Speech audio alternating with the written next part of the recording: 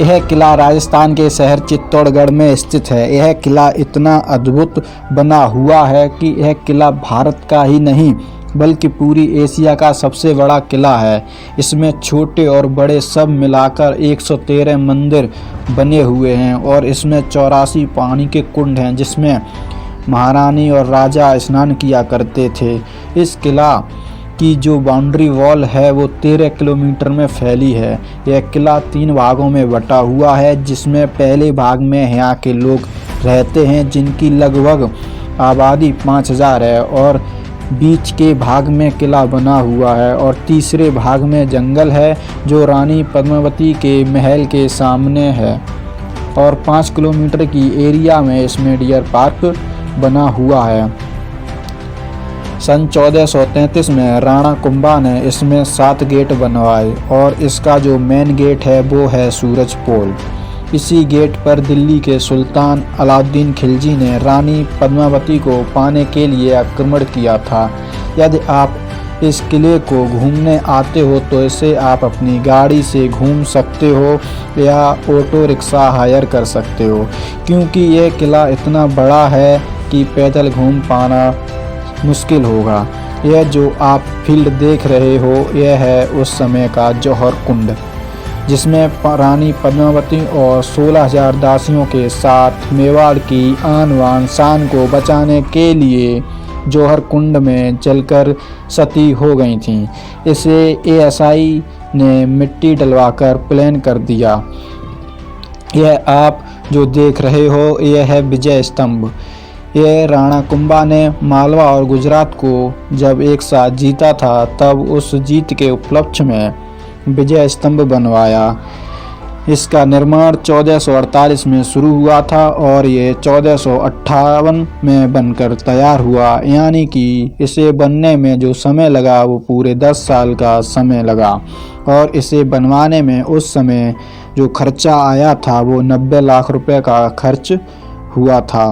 और इस स्तंभ की जो लंबाई है वो 122 फीट और इसमें ऊपर जाने के लिए 157 सीढ़ियाँ बनी हुई हैं। आप ये जो देख रहे हो ये है गौमुख कुंड, जिसमें रानी पद्मावती स्नान किया करती थीं। यह है समर पैलेस, यह रानी पद्मावती के लिए बना था। इसे जल महल भी कहते हैं क्योंकि यह पानी के बीचों बीच बना हुआ है, जिसको गर्मियों में ठंडक महसूस होती थी। उस समय कूलर पंखे तो हुआ नहीं करते थे, इसलिए इसे पानी में बनवाया था। इस महल के अंदर जाने के लिए नाव से जाते थे। जब 1303 ईस्वी में अलाउद्दीन खिलजी ने रानी पद्मावती को पाने के लिए इस किले पर हमला किया तब रानी सुरंग के रास्ते जौहर कुंड तक जाकर 16,000 दासियों के साथ जौहर कुंड में कूदकर सती हो गईं। महाराणा कुंभा ने 1433 में से 1468 तक शासन किया और वो महान इसलिए कहलाए क्योंकि उन्होंने कई युद्ध लड़े और उनमें विजय प्राप्त की और उन्होंने अपने शासनकाल में 32 से ज़्यादा किलों का निर्माण करवाया।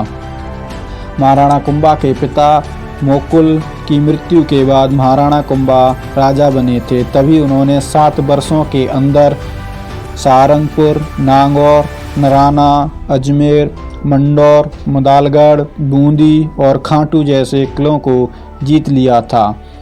यह आप छोटा सा मंदिर जो देख रहे हो यह है मीराबाई का।